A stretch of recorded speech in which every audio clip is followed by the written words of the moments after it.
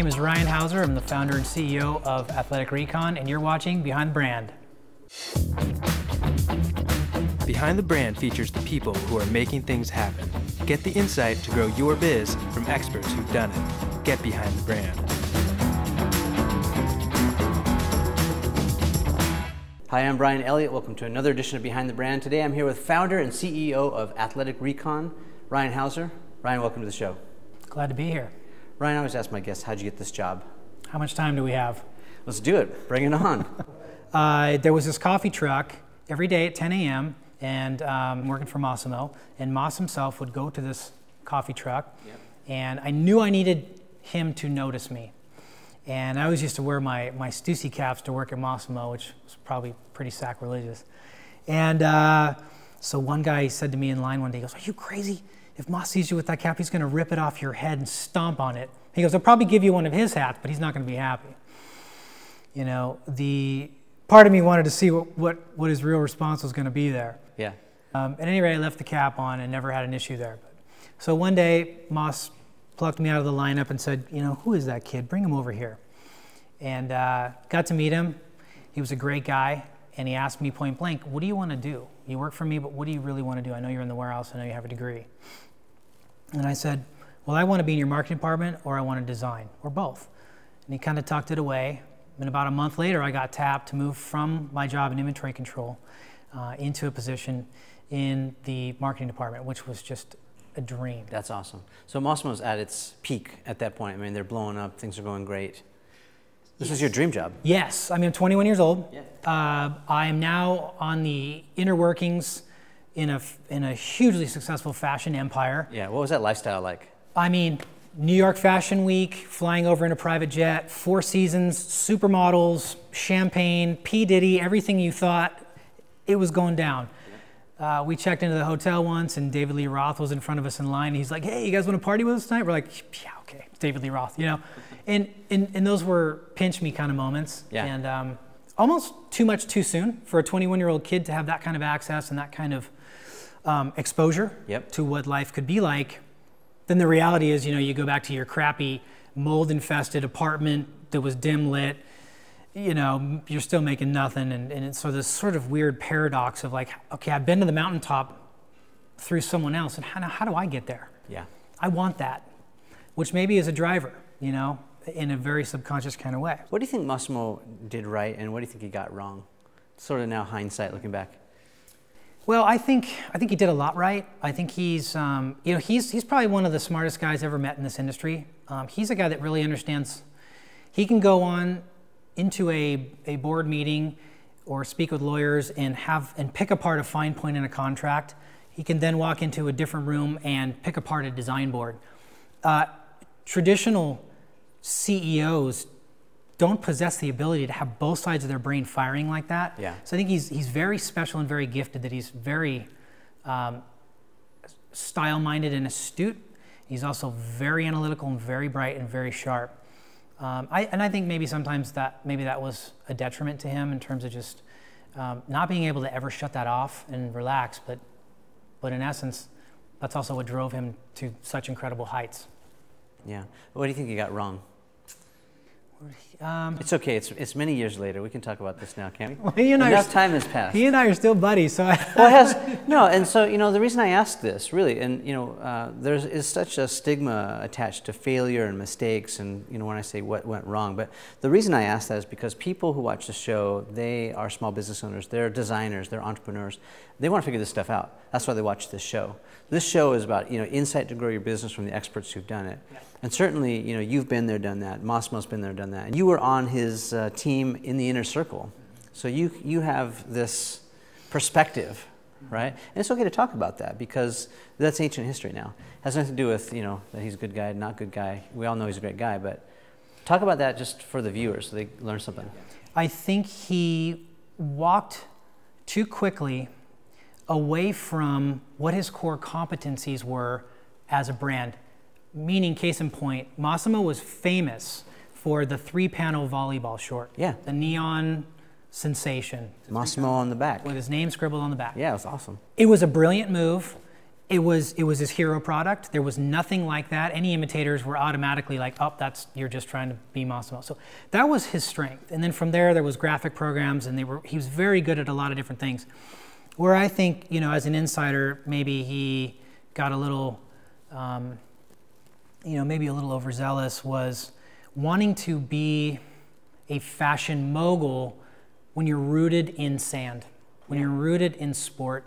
And, he went on to make a diverse denim collection and then springboarded from denim into men's suitings. Yep. And I think the core essence of that is you look at that brand and you say, okay, you're selling a lot of graphic tees, you're known for your 3-panel volley.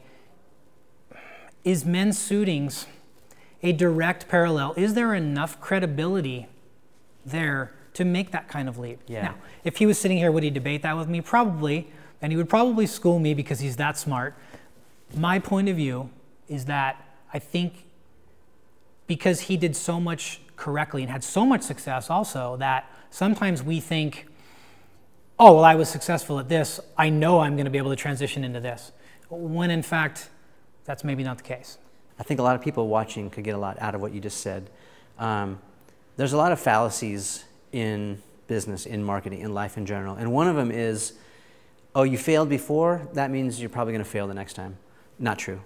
The opposite is also true. You succeeded once, it automatically means you're going to succeed again. Not necessarily true, right? And maybe that's where Massimo got off track or jumped the shark a little bit, right? So I agree. So do you think it's tough for a brand? I look at a brand like Ralph Lauren, for example, who started with neckties and then fine men's apparel and then went down eventually to the iconic polo shirt. You think it's easy to start high and then go down to sportswear and athletic wear and outerwear than it is to start in the sand and get up to suits? I'll tell you what, nothing in the apparel business is easy. Yeah. And everything is earned. But yes, in theory, starting high and diffusing the brand down is a fairly typical approach to what you do see in our business, as opposed to starting from a sand level, from a certain type of active and trying to go into finer men's wear. Yeah, that's definitely, from a price point of view, there's a lot more resistance. When the customer is used to paying a certain amount and seeing you in a certain type of retailer, then all of a sudden you zig and zag and now you're over here doing something that's a lot more expensive. Maybe great, but they might not be used to it. Yeah. So from Massimo to Paul Frank, how'd you get there? Yeah, so worked at Massimo for 3.5 years. During that time, had met Paul Frank, who eventually became the man behind the famous monkey Julius. And I had met him back in my college days at Chapman University. He was working at a newsstand downtown Huntington Beach, and he offered to make me a wallet one day. And I was pretty taken aback by, here's this guy who wants to make me a wallet because he likes me or likes the type of jeans that I'm wearing. Or it was intriguing enough and odd enough where I just needed to hang in there and see what was going to happen next. Yeah. And what's the catch? Like what's happening here? So I go back a week later, and he's like, I have your wallet ready for you. And I was like, okay. And I go to give him $10, and he's like, no, I made this for you because you're my friend. And I thought, wow, what an amazing and unique gesture, and a very genuine gesture. And in today's day and age, a lot of people don't take their own personal time and be thoughtful enough to make you something. That's a very powerful thing. Yeah. Without an expectation of return. Without an expectation, clearly. And that wasn't lost on me. And I kind of walked away from him, and I just thought, God, what an interesting guy. And that was absolutely genuine. Yeah. And that point wasn't lost. So the next time we're meeting, he sits down, he puts a purse in front of me, and he goes, what do you think? And I go, well, I don't know. It's a purse. It's great. And he's like, well, I made it. And I was like, wow, that's amazing. Knowing purse construction, you'd have to have an understanding of patterning, and he was using dead stock vinyl. And once you make a punch hole in vinyl, it has memory. You can't go backwards. Yeah. So there's a precise science to what he was doing. So that also stuck with me. And at that moment, I had sort of this light bulb like, wait a minute, I need to be in business with this guy. And that's just a super naive, stupid thing to say. What does that mean? I don't know what that means. But I knew that I needed to be involved with him on some kind of level where I could take my expertise which is now 3.5 years or 4 years of PR and marketing experience, bundle that with what I found to be an incredibly creative person. And I said, you know, I think we can make this happen. I think we can give this a go. Again, no idea what that means. I think it's called inspiration, Ryan. Yeah? Yeah. I mean, I think that happens sometimes. We get that light bulb moment, we feel like we're in the zone. I think that's inspiration. So we set up shop in my garage. So I would leave Massimo, and I'd come home every day, and Paul would have made 3 or 4 purses or wallets and such. And sometimes I would take them, I'd go down to Huntington Servant Sport and try to sell them, which you can't do that. They have buyers, and there's people in place, and they place orders 6 months to a year in advance. Yeah. I just walk in like an idiot and say, who do I talk to about these things? Yeah. And the guy would go, those are amazing, we need to have those. And again, I think those things, they don't happen anymore. In today's day and age, you can't do that. So special time. And it began that organic. You know, Paul Frank was something very genuine and from the heart. And I think a lot of people identified with that, and it resonated. And it resonated in a big way. Because when we got to a big stage, there was a lot of monkey companies that were sort of, you know, nipping at our heels and trying to imitate us. But I think the deciding distinctive difference was that because it was from the heart and because it was genuine and real, people felt that on a deeper level than someone catting it up in Illustrator and saying, this is the next monkey. Right. You know, there was a lot of heart behind our message. So you are to Athletic Recon what Branson is to Virgin. You're the face, you're the name, you're out there. You're doing the whole thing.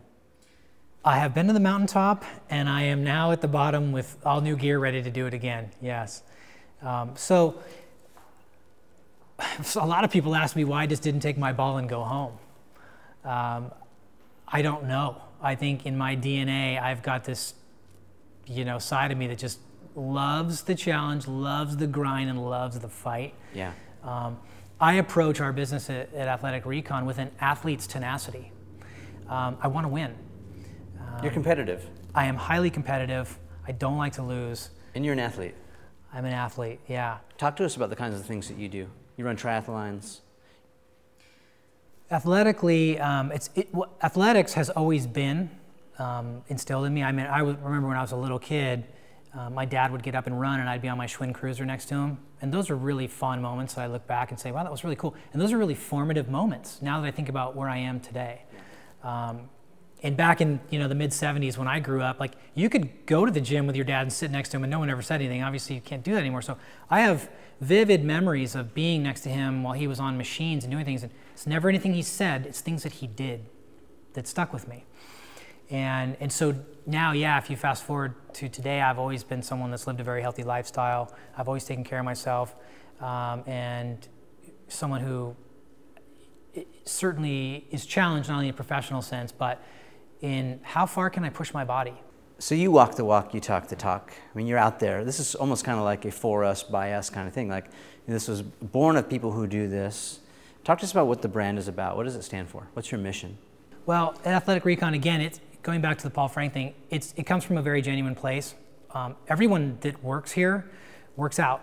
And every day at 4 o'clock, we pour out of our offices. We get in the middle here in this mat, and we throw down workouts. And we're usually on the ground dying when we're done. And that's exactly how we like to end the day. So I think when you think about the organic nature of the brand and what we're doing, we're really living the brand. I mean, it's really, this is who we are. This is about us. And who is us? Like, what is it about? What do you guys stand for? So we're a collective of athletes. We surf, we run, we skate, we train, we CrossFit, we hike. We do all of these things. And prior to Athletic Recon being around, we did all of those things disconnected from a brand or a movement. So, you know, I started in 2006 running marathons as a means of stress reduction from Paul Frank. And in 2007, ended up running 3 marathons that year. I was just in shape, so I just stayed in shape, and it just became, oh, I'm just gonna run today. Yeah. You know, rather than sort of the self-medicating route. So it started there. Then I started cross training and got on the bike and was like, wow, going fast is really fantastic, and I love the non-impact aspects of it. So then I got into triathlon, and I geared up And like this past January, did my first half Ironman, and I've done centuries. So by no means am I some gnarly Ironman CEO guy. I'm not that guy, but I am a guy that tries really hard. Yeah. And I do set personal goals, and I think the biggest goal I had, aside from my athletic pursuits, was I want to create a brand and an identity with apparel that doesn't exist. So if I don't identify with some of the big guys out there, what is it for me? So do I need to wear my board shorts when I go to the gym?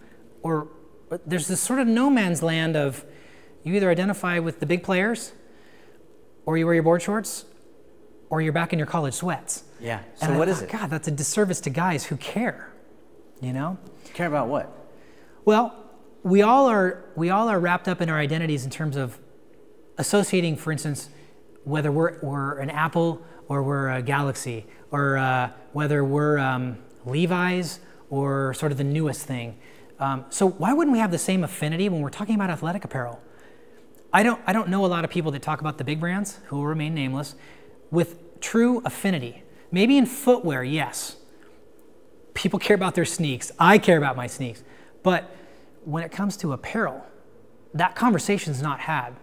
So I wanted to be that guy to say, hey, look, here's a brand. If you're a style-minded guy and you're a technical-minded guy, we've got something for you. We've got a home for you. We have a culture for you that, hey, guess what? You might identify with it. Yeah. So this is where fashion meets function. Absolutely. Right. A lot of brands have tried this, you know, from Ralph Lauren to the opposite end of the spectrum. Right. And maybe it's a little bit like kind of that Massimo story where, you know, you have a lane and you're in that lane, you do board shorts really well, you know, from volleyball, and it's hard to get out of that lane because you've got legitimacy here, but you don't have it over here. So you guys are really trying to be the legit fashion fitness company, yeah? Yeah. I mean, you hear that word fashion, and I think guys cringe a little bit. We're really blending streetwear. So think your favorite streetwear brands, think military inspired, think camo, think a little bit more of a hard edge, a little bit of a dark edge, mixed with technical performance gear. So is this primarily a men's brand then? We are predominantly a men's brand. I mean, my wife has got a closet full of Lululemon, and they're doing an amazing job. And I look at that product and I think of what they've done in such a short amount of time, and it's really remarkable how they've really transformed what women are wearing inside and outside of the gym and what they're wearing to and from to meet with their friends. Mm-hmm. And it's really remarkable. And if I could be a quarter that good, I think we've got something here. How do you guys figure out price? Because, you know, Lululemon's not cheap, right? And some of the other bigger brands, and I don't mind saying, you know, there's Nike and there's Adidas and there's Under Armour, those guys, and, you know, they make neon t-shirts and they're doing their thing, and that's cool. I mean, they're ubiquitous and we've grown up with those brands. You guys are definitely doing something different. And you can find those guys on the sales racks too, you know, for $9.99 or lower. So how do you guys figure out price? Talk to us about price strategy and how you're, I mean, because your stuff is awesome. I mean, it's really well made. It's super technical, you can tell. You can tell it's made with love, but it's also made with a lot of skill. How do you figure that out? Well, I mean, it starts with the testing process. We proto something up, we train in it, we sweat in it, we try to break it, and we figure, do we have the right seaming in the right place? So that's your process then. You guys are literally putting it on and going for it. We literally put the sample line on and try to break it. Yeah. So you're in a startup mode, basically. You guys are in the grind, you know. What's that like, and what's the hardest part of being you right now? I have equated this experience. So the Paul Frank thing was kind of like harnessing the sun. It just went, and there was no time to think about strategizing next moves. It was like, how fast can I hire people? It was a rocket ship, and I think that was an anomaly. I am in a situation now that's kind of more like crawling through glass on a daily basis. It is an incredibly difficult thing. It is not what I experienced before. And I think one of my challenges is I have to keep reminding myself of what is reality. You know, again, going from that Paul Frank rocket ship where we could do no wrong. Anything we made worked. Yeah. Retailers called us. The retail environment was different. There was tons of retail. And now it's it's completely the opposite. And no online, probably, right, at that time? And no online, yeah, and no social media at that time. I mean, you think about that. That's pretty remarkable that we grew without a Facebook page. Like, there was no Facebook. And without phones. And no phones, right. Right, we're dating ourselves here a little bit. I know, but like that wasn't very long ago. No. I mean, that was just a handful of years ago. Right. So I want to unpack that a little bit more. So, crawling through glass. What does that mean exactly? Like, what's hard? Well, everything's hard. Cash constraints. You know, finding good people to represent the brand from a sales point of view. You mean athletes or sales reps, or more on the sales reps? Yeah.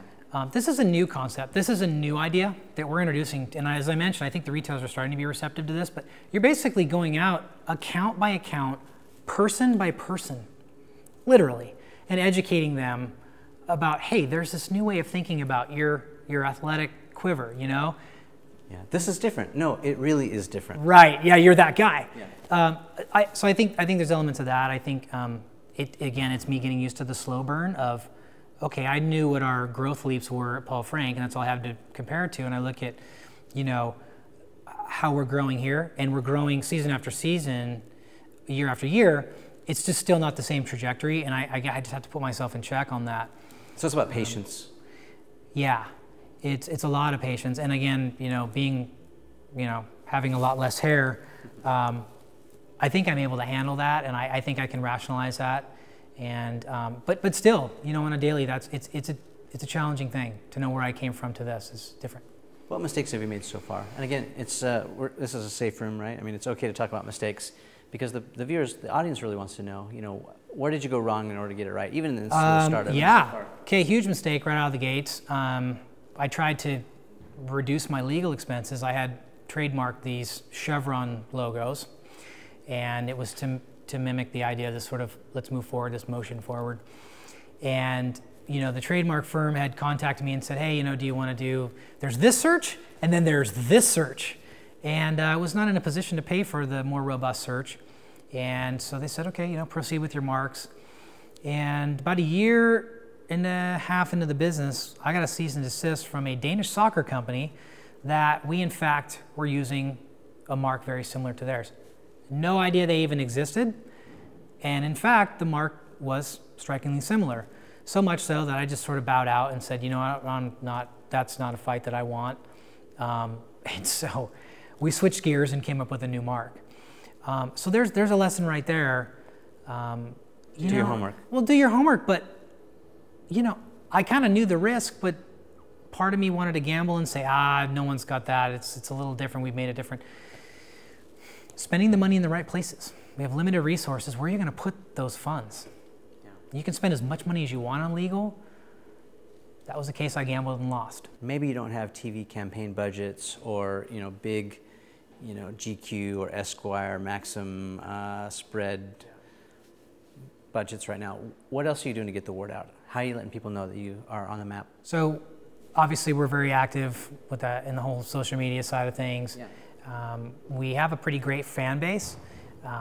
Anyone that's exposed to the product is instantly a fan and they love it. So I'm happy to say that, and that's a testament, and it's very encouraging. So you have an awareness problem right now. Right. We're how do we make a loud enough roar?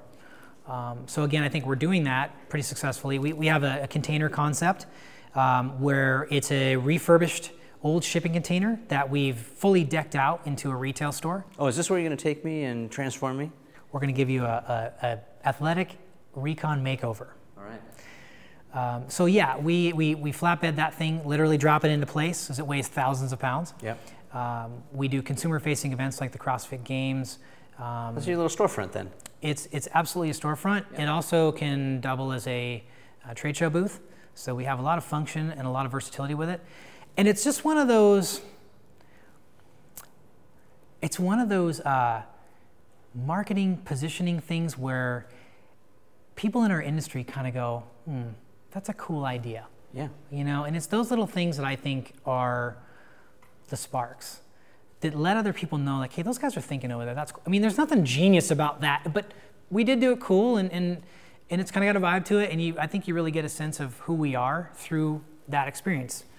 And I think that's important. Yeah, it's smart, and that's how grassroots stuff takes off, right? It's little by little. It's one person at a time. I think you said it best. It is literally one person at a time. And I think, you know, a lot of stuff has changed and nothing has changed at the same time. I mean, we have social media and we have, you know, e-commerce and the whole thing, but really it's still about word of mouth. And just, you know, social just allows that to be amplified exponentially. Good point, and also reminds me that we also, here in this space where we are today, think of this space, yes, it's our office and our headquarters.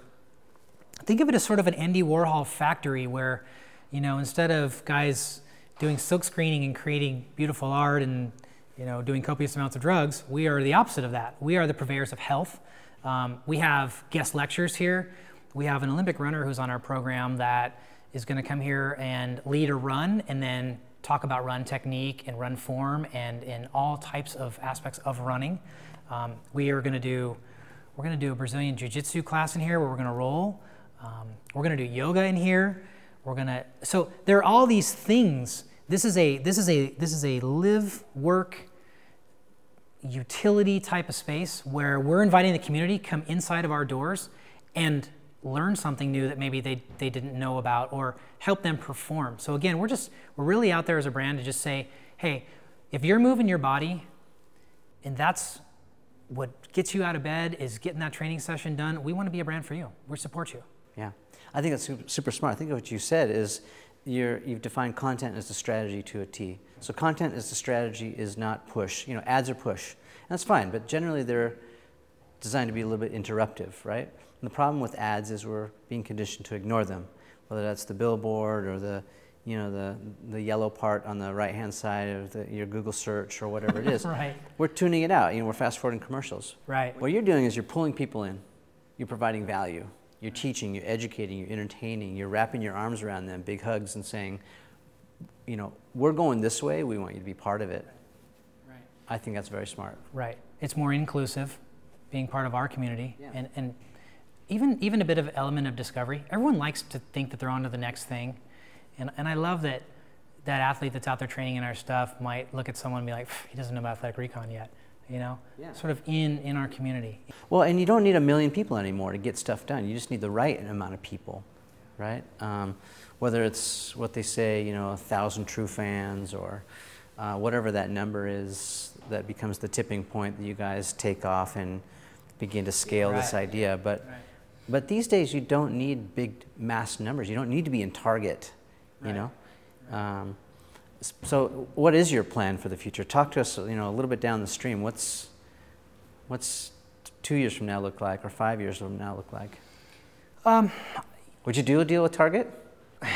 I mean, I think if you go back a long ways and you look at some of my Paul Frank early articles when I was 24, 25 years old, I was like, yeah, we'd never even be in department stores, that's lame. Obviously, that was just a ridiculous thing to say. So you can never say never. That's not a goal right now. We have tons of growth and tons of product development. We need to get good first. You know, I think the thing is to build great product, be proud of that product. I think we're just starting. I think we're doing a good job for being a couple years old, but I think we have a long way to go. There's companies out there with a lot more runway than we do, and they're doing a nice job. So we need to earn that trust first. So Ryan, how does a guy like me get into shape like you? Well, you gotta have commitment, you gotta have persistence, and you gotta have the right gear. So what do you think the biggest hurdle is? What's the biggest obstacle to getting in getting in a routine? I mean, I just have trouble finding time. I'll do it once in a while. That's a horrible excuse. I know. You gotta literally get it to where working out is like brushing your teeth.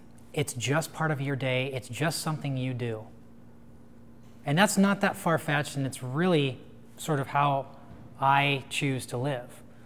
I'm not some crazy workout guy where I need to be 6% body fat and I measure my chicken breasts. I don't do that. I'm a father of 3, and I try to balance my scales. I'm running a business. I have a family that needs a certain amount of my time, and I want to give them. I'm home for dinner every night at 5:30. Wow. And so if I need to get up at 4:30 in the morning to get my run in or get my bike in, then that's what I do. Otherwise, if I'm training, I do it in here, and we do it at 4 o'clock. Or if I need to put the kids down at 7:30, and then get in the pool and do a swim. That's what you do. So it's an everyday, it's a lifestyle change. It is. It's like You're I said, working out every day. Yeah, I try to do something every day, and if not, if it's as simple as I have a 1-year-old, I'll take my 1-year-old in the stroller. And my wife's an incredible athlete. If it's doing a family walk at night, and putting the kids in the stroller and doing a walk, then that's what we do. If it's taking a hike in El Morro and introducing them to nature and how we can observe that through just simply getting on a trail and just going for a walk and talking about the trees and things, then we do that. And we do that as a family. And I think that kind of comes full circle to what I said about how my dad showed me through actions and not so much words.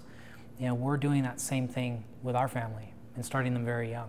So do you have certain routines that you do, like whether that's fitness or food, some things that are repeatable, or is it always, you're always mixing it up? I'm always mixing it up. I think that's one of the keys. I mean, I'm not a trainer, but varying that movement, tricking your body, working out at different times. Sometimes it's, you know, you get in that rut where you're only doing morning workouts. I think your body kind of gets used to that energy and that flow. Start doing it disruptive. Do it at lunch. Do it after work. Do it at these unexpected times if you can. And I don't like the excuse we don't have time, because we all have time to work out. You know, a typical, you know, the typical CrossFit workout, for instance, you can be on the ground exhausted in 10, 15 minutes. Yeah.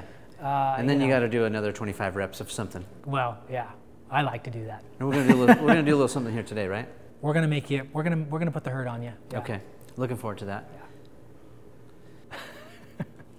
So a lot of people who are watching have startups. They're in the same boat as you are, and they're trying to work it out. They're trying to stay in the boat, trying to hold on with both hands. They got their life jacket on.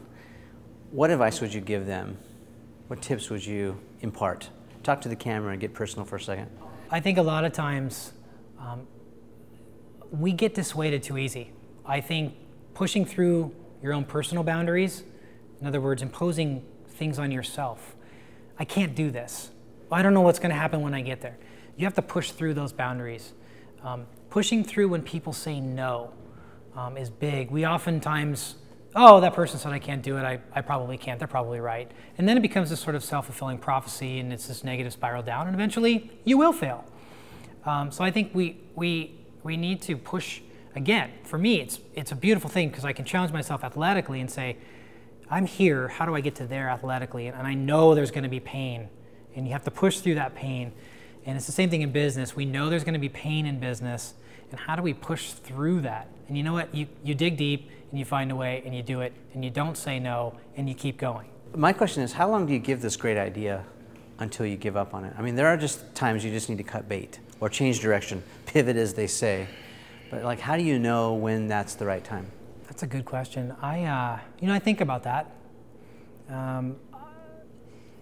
I've never failed professionally, and it's sort of always in the back of my mind in a dark place. You know, will this thing live up to the expectations of what I think it can be, and at what point do I chase this thing into?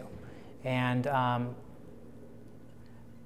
as quickly as I have that thought, though, I think like, there's no way this is going to fail. We're gonna move forward, and we're gonna do this. Again, equating to races, I just did that half Ironman. I wanted to quit on the run. It was 90 degrees. I was 6 miles into the run portion. I was cramping. I felt like I was going to pass out, and yet I knew I was going to finish. And I think it's sort of that perseverance and digging deep that makes me never think of that reality. I mean, it's in there in a deep place, and maybe I use that as a driving force to succeed. So are you a spiritual person? I've never really thought of myself as a spiritual person. I really feel like I just approach life head on in a very realistic way. Everything's sort of matter of fact. Yet I guess if you look back and you trace my lineage and you think about some of the things and events that have happened to me in the positions and the places that I've found myself in, I didn't even know I was an entrepreneur, let's put it that way. And yet here I am, you know, my sort of second round, and I continue to push towards being an entrepreneur, and I seem to be very comfortable there 20 years later when I never thought I would ever even own my own business. So is there a certain spirituality to that evolution? There's probably something to that, something I probably should maybe be more in tune with. But really, for me, it's just sort of head down every day, take each day in stride, grind through it, and get on to the next day. I'm curious because you're talking about pushing through pain and basically taking your body and your mind beyond the limits of where you thought it was the day before, yeah? Mm-hmm. And you talk about, I hear you saying, you know, you're almost having these internal battles, like you want to quit, you want to give up, but you don't. Yeah. So where do you draw strength, right? If it's not from, you know, a higher power or an inner power, like where does that come from? And how do you battle the thoughts in your head that tell you, okay, you're done, that's it? And how do you go beyond that? Yeah, maybe it is the fear of failing, right? That can be a very powerful thing that drives you forward. That perseverance to say, I will not fail. I will not give up. I will finish this race. I will overcome this hurdle in business, and I will continue to thrive. So maybe fear of failure. All right, we've been spending a few minutes with CEO and founder of Athletic Recon, Ryan Heuser. Ryan, thanks for being on the show. Brian, thanks for having me. It was really great talking to you today. Now let's go whip my butt into shape. Let's go get you some product from the rig. All right, let's do it.